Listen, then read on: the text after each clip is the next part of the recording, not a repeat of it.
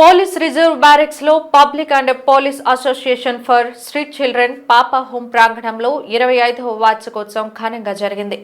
ఈ కార్యక్రమాన్ని విశాఖ నగర పోలీస్ కమిషనర్, పాపా హోం చైర్మన్ సంఘబ్రత బాక్షి, పాపా హోం వ్యవస్థాపకులు కోడే దుర్గాప్రసాద్ జ్యోతిని వెలిగించి కార్యక్రమాన్ని ప్రారంభించారు.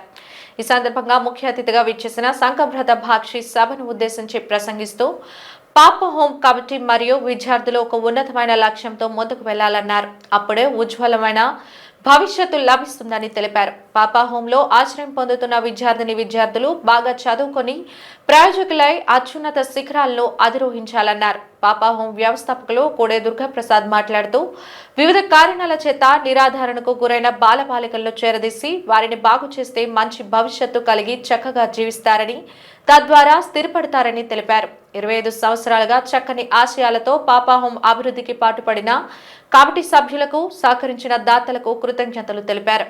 Deputy commissioner police law and order doctor Ajitha, CWC chairperson MRL Radha పాపా హోం ద్వారా చేపడుతున్న సేవా కార్యక్రమాలను నిర్వహిస్తున్న తీరును ప్రశంసించి అభినందించారు. ఇప్పుడు నుండి ఆ ప్లాన్స్, ఆ డ్రీమ్ మనం ఫుల్ఫిల్ చేయడానికి ప్రయత్నం చేద్దాం. Number 1, academic proficiency. ఆ అకాడమిక్ ప్రొఫిషియన్సీ ఎలా సాధ్యమవుతుంది? స్కూల్లో క్లాసెస్, టీచర్స్ జరిగేటప్పుడు టీచర్స్ చెప్తారండి, నేర్పిస్తారండి, బాగానే ఉంది. కానీ ఇక్కడ ట్యూషన్ చెప్పేటప్పుడు మోడర్న్ టెక్నాలజీ ఉపయోగించడం చాలా అవసరం. ఈరోజు యూట్యూబ్ వీడియోస్, ఇంటర్నెట్లో ఎన్నో ఎడ్యుకేషనల్ వీడియోస్ ఉన్నాయి. సో ట్యూషన్ చెప్పేటప్పుడు నేను ఆల్ ఫ్యాకల్టీస్కి రిక్వెస్ట్ చేస్తున్నాం, ఐటీ యూజ్ చేయండి. అలా ట్యూషన్ చెప్తే పిల్లలు కూడా చాలా అటెంటివ్గా వింటారండి,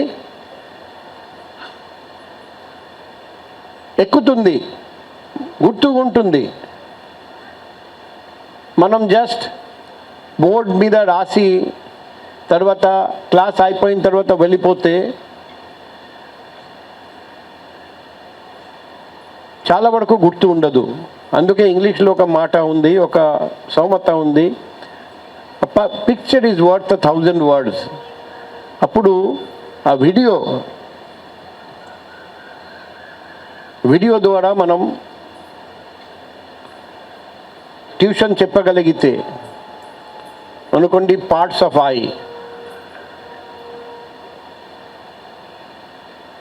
ఒక 3-dimensional diagram of I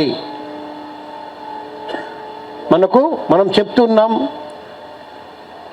retina ఎక్కడ, స్క్లెరా ఎక్కడ, కార్నియా ఎక్కడ, లెన్స్ ఎక్కడ, ఆ డయాగ్రామ్లో చూపిస్తున్నాం, గుర్తు ఉంటుంది. నంబర్ 2 వచ్చేసి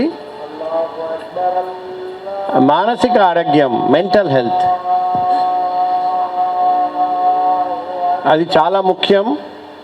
నా పాపా హోం మేనేజ్మెంట్కి రిక్వెస్ట్ చేస్తున్నాం, పిల్లలు హ్యాపీగా ఉన్నారా లేరా అని అది చూడాలి. ఒక అబ్బాయి లేకపోతే ఒక అమ్మాయి యూజువల్గా బాగా నవ్వుతారండి, సడన్గా డిప్రెస్గా ఉన్నారని మాకు కనిపిస్తుంది. ఇమీడియట్గా ఆలోచించాలి, ఏదో ఒకటి జరిగి ఉంటుంది. మనం ఇన్వెస్టిగేట్ చేయాలి, ఎంక్వైరీ చేయాలి, తగిన చర్య తీసుకోవాలి. ఎందుకంటే ఇది ఈ ఏజ్లో, ఎస్పెషల్లీ టీనేజ్, చాలా ఇంప్రెషనబుల్ ఏజ్. మనం ఎక్కువ టైం పిల్లలతో స్పెండ్ చేస్తే తప్ప వాళ్ళు ఓపెన్ అప్ చేయరండి. మనకు తెలియదు ఏం జరుగుతుంది వాళ్ళ జీవితంలో. కాబట్టి ప్రతి అబ్బాయి ప్రతి అమ్మాయి పాప హోమ్లో ఉన్న ప్రతి అబ్బాయి అమ్మాయి హ్యాపీగా ఉన్నారా లేరని మనం పగలు రాత్రి చూస్తూ ఉండాలి, ఎన్ష్యూర్ చేస్తూ ఉండాలి.